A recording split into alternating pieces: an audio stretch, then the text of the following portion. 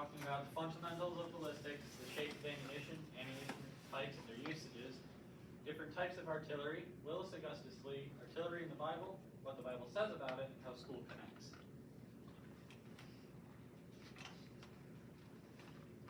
To start off, we're going with internals of ballistics, the process of how a projectile is fired. A projectile is fired by the quick expansion of gas made by the burning of a propellant that causes rapid pressure to be placed on the projectile and propels it at a high rate of speed out of the barrel and launches it towards a predetermined target. Exterior ballistics. Exterior ballistics are how a projectile travels in flight. A projectile can be affected by all manner of things while in flight, such as gravity, drag, wind, air pressure, air temperature, and for bigger cannons such as the guns on battleships, they have to take into account the curvature and the rotation of the Earth, which is called the Coriolis effect. Terminal ballistics are how a projectile acts at its target. There are a range of different types of shells that can be used in artillery. The most basic ones are high explosive, armor piercing, and armor piercing high explosive. The high explosive shell will detonate once it makes contact with any object. It was mainly used against infantry, light vehicles, and open fortifications.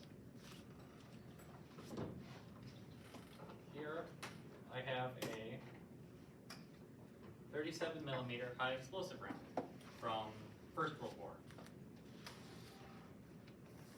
It is a small, simplistic design, but it was filled with angry high explosives.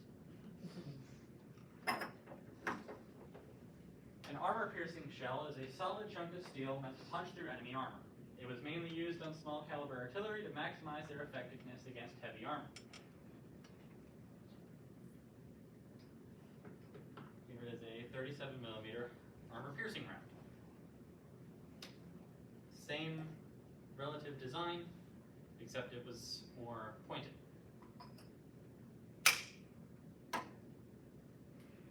An armor-piercing high explosive round was made to punch through armor and then detonate. It was mainly used with mid to large caliber artillery against enemy armor, such as tanks, because of the high explosive filler. It was more effective at knocking out tank crews or just components of the vehicle. The shape of different ammo types. To overcome air resistance, the shell is shaped in a streamlined manner with a pointed nose cone and a tapered end. However, this leads to the shell tumbling in the air. One solution is to equip the shell with fins. This works well with mortars and rockets. Another solution is having the projectile spin. The spin is caused by adding rifling to the interior of the cannon. However, this causes slight drift in the shell's course. This, however, is taken into account when aiming. When fired out of a cannon, or for more cannon rounds such as this, they have this soft metal band that's around it that when fired will rub up against the rifling in the barrel and cause it to spin.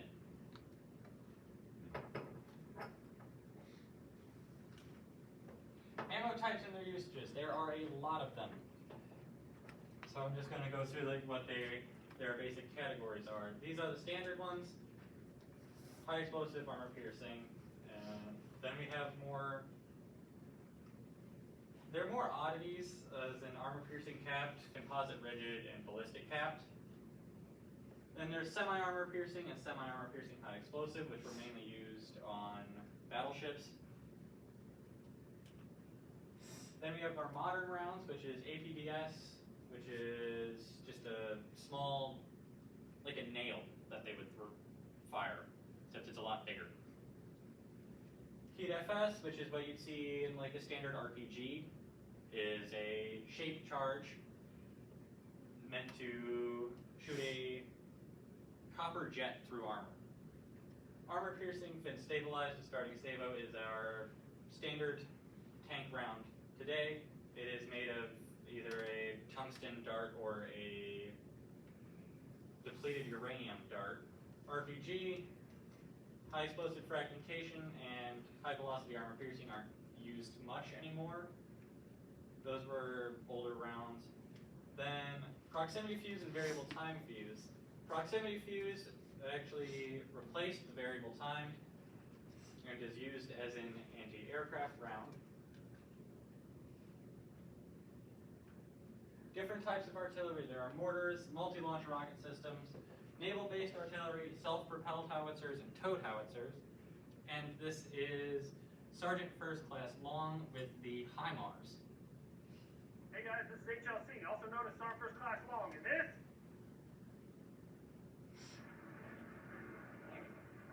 is the HIMARS, the M142 HIMARS, or High Mobility Artillery Rocket System. This American-developed, lightweight rocket artillery system, well, think about it like a jack-in-the-box. The longer you keep cranking that handle, sooner or later, surprise, you got rockets. Seen atop an up-armored FMTV chassis. FMTV stands for Family of Medium Tactical Vehicle Chassis, made by Oshkosh. This thing has a range of 300 miles with a 54-gallon tank. The 5-ton 6x6 chassis allows it to ford through any kind of different types of terrain: sand, mud, snow, and up to 40 inches of water.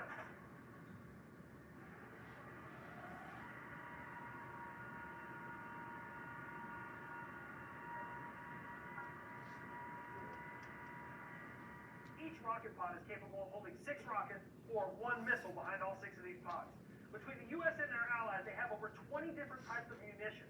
Now, these range from GPS-aided to GPS-guided. What's the difference between aided and guided? Well, GPS-aided is more of a to whom it may concern, dear grid square. GPS-guided is how you choose which room on which floor of which building you want to introduce to the most aggressive form of extreme makeover home edition you've ever seen. One of the things that the HIMARS doesn't really use anymore is this: D-Pickup, DPICM, dual-purpose improved conventional munition. One of those rockets would have over 500 of these, which is a shape charge. It would fall out, the wind would catch this little ribbon, it would arm, and as it hit on top of something, kaboom. These could penetrate up to 4 inches of top armor on top of an enemy tank. Now, the United States stopped using these, not because they're a war crime, but because they had a 2% fail rate. That's right, America will get rid of something that is 98% effective because it's not effective enough. One of the cluster munitions that is still in use is the APAM, or anti-personnel or anti-material. You had a missile full of about 300 of these that would spread out across an area, and this is an angry baseball filled with explosives. So naturally, you can imagine what that did. One of the other configurations is the alternate warhead. It has over 160,000 of varying sizes of tungsten ball bearings that, when an airburst configuration, can take anything in a 50-meter radius with one rocket and turn its pronouns into past tense. Each of these rockets are about 13 feet long, and in that 13 feet, they're leaving this canister at about Mach 2. But unlike similar systems deployed throughout the world, you don't have to get out of this and hide at a safe distance. A positive air system allowing filtered air to pressurize the cab keeps you safe inside, so you can fire the mission, pack up, and move faster than anything else on the market. In the HIMARS, the gunner sits here. This is the gunner's display unit. After they put in all of their location data, what they're trying to shoot, and where they're trying to shoot at, it's as simple as arm and fire. And you can empty the rocket pod in 26 seconds.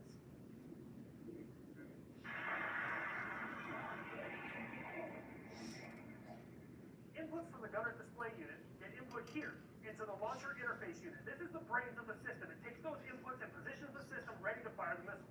This is the hydraulic manifold, similar to things you might see on like a track hoe or a backhoe. Once the system decides where it needs to go, this manifold pushes hydraulic power to where it needs to go to turn the system and operate it effectively. This is the position and navigation unit. Once you get your GPS data, which happens up in the cab, filtered back here, it has 3 ring laser gyros which measure pitch, yaw, and roll of the system to make sure that your shots are effectively hitting their targets.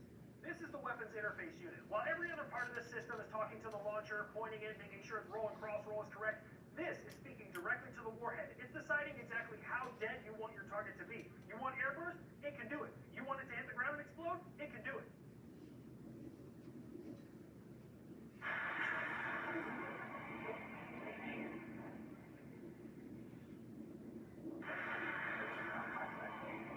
The HIMARS has the ability to load itself, which means in a matter of about 5 minutes it can drop a pod, pick up a new one, and reload itself. So in about the time it would take the enemy to make 2 hot pockets, you could get another pod on and be raining hate.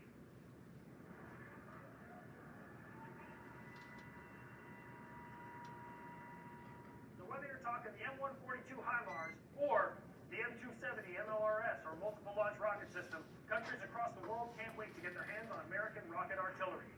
We'll talk about that one another time. Hey guys, this is HLC. Okay, moving on to Willis Augustus Lee. Born in 1888 in a small town in Kentucky. By 10 years old, he was his town's best exterminator because he was extremely talented with his .22 rifle. He was very smart at school, along with being a prankster. He went to Annapolis for 4 years, where he won 2 medals for sharpshooting in a rifle and pistol competition. He took part in a naval operation at Veracruz, where he won a medal for saving a man's life while under fire. After World War I, he competed in the 1920 Olympics, winning 5 gold, 1 silver, and 1 bronze medal. He was known for building elaborate rat traps aboard ship, whether that being an electric guillotine or tripwires rigged up to air guns. He was then promoted to Admiral of Fleet Readiness, where he would cut through bureaucratic red tape to get the Navy ready for the upcoming Second World War. Then he was promoted to commander of the U.S. Navy's fast battleships, where he would redo targeting data on his ship, the USS Washington,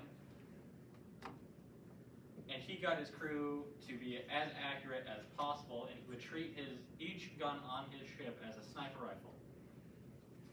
His first operation was a assistance operation in the battle of, I think it was the shelling of Henderson Airfield. His task force, which consisted of his battleship, the USS Washington, the USS North Carolina, another fast battleship, and 4 small destroyers. They were ambushed by a Japanese fleet that proceeded to sink all 4 destroyers and begin firing on the other battleship. This is when Augustus Lee, also known as Ching Lee, would give his famous phrase of "Stand aside, I'm coming through, this is Ching Lee," where he would then maneuver his vessel around the South Carolina and open fire on the IJN Kirishima, which was the Japanese flagship at the time, which is one of their last battleships they had. He would sink the IJN Kirishima in a matter of 5 minutes, concluding the last battleship versus battleship fight of the war.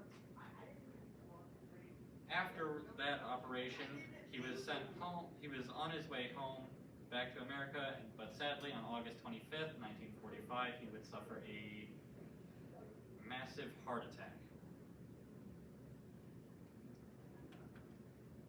David and Goliath. The story of David and Goliath is a well-known tale from the Bible about David, a farm kid taking on a giant warrior known as Goliath, and defeating him with the help from God. The Bible says that David used a sling to defeat him. The most common sling at the time was the Barrelaic sling. This was not just some random tool, this was an instrument of war. The Barrelaic sling was originally made by the Barrelaic people who used it for hunting, herding, and fighting. When their island was discovered by the Carthaginian Empire, they worked as mercenaries in their army. When Carthage fell, the Barrelaic slingers began working for the Roman Empire. The Barrelaic sling was a terrifying weapon. It could throw a 1-pound rock at speeds averaging 80 miles an hour and could accurately hit a target up to 400 meters or 1,312 feet or a quarter of a mile. Which I do have a few stones. Or I thought I did. I guess I don't. What the Bible says. The Bible does not explicitly mention artillery as we know it today. However, it does discuss themes surrounding the use of artillery, such as self-defense and use of force. Some passages, like Luke 11:21-22, describing a strong man armed guarding his palace, can be interpreted as acknowledge the need for self-defense. However, other passages, like Matthew 26, verse 52, for all who take up the sword will perish by the sword, suggest a need to consider the ethical implications of violence. How school connects. On the battlefield, you have to be able to choose the right ammo type to be able to knock out whatever problems you face. School is the same way. Whether your target is an enemy tank or an upcoming test, you have to know the right way to handle it. For more information, I got my info from the Fat Electrician on YouTube and Habitual Line Crosser or Sergeant First Class Long. Thank you all for coming.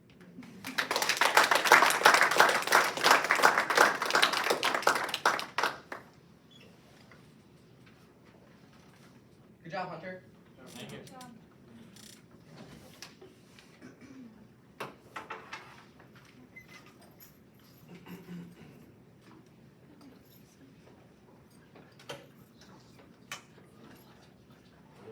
Hunter, are there any questions?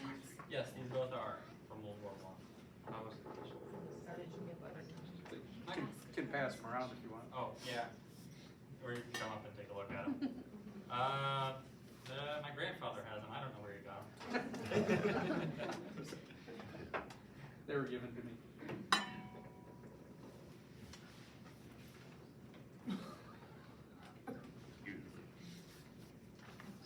Ask if there are any questions.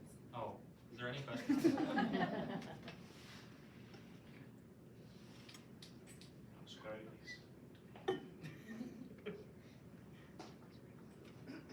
Alright, thank you. Do you know what that guy, won his Olympic medals in? Sharpshooter. Oh, it was sharpshooter. Yep. What branch of the military are you interested in joining, and then, like, what do you want to specialize in? If I do go in, it would be the Navy for mass communication, which is social media or radio.